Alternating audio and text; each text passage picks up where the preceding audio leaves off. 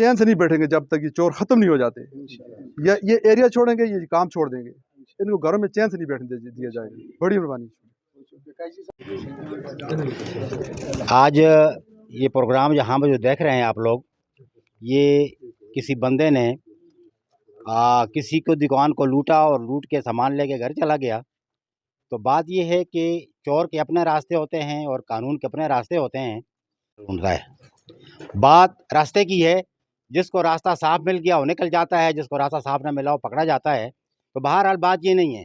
मैं तो अक्सर एक बात कहता हूँ कि नेकी छोटी बड़ी कभी नहीं होती, गुनाह छोटा बड़ा कभी भी नहीं होता, चोरी छोटी बड़ी नहीं होती।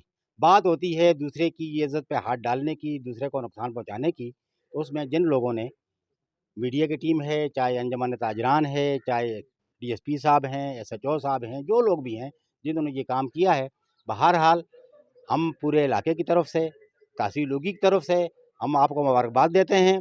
और कोशिश ये करें कि इसकी नौबत ना आए। हज़रत अली रज़ियल्लाहु अन्हु का कौल है कि आप चोर के साथ एहसान करें।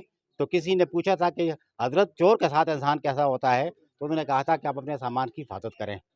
तो सदर साहब बाज़ार के चौकीदारों को और टाइट करें, उनको जिगाएं, उनको बोलें पूरी रात चक्कर लगाते रहें। और रोड के साथ नहीं है, जो गलियों में जो दुकानें हैं उनको हाथों पे फोकस रखें।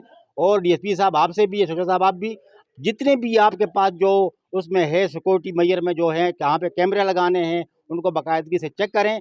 और बहुत सी चीज़ें अब कैमरों की वजह से वो सामने आती हैं और ये एक अच्छा कदम है और हम ये कोशिश करेंगे। और आवाम वैसे भी आपका साथ है, पुलिस के साथ तावन करेगी, मीडिया आपका साथ तावन कर रहा है और हम भी इंशाल्लाह हर तरह के तावन के लिए तैयार हैं।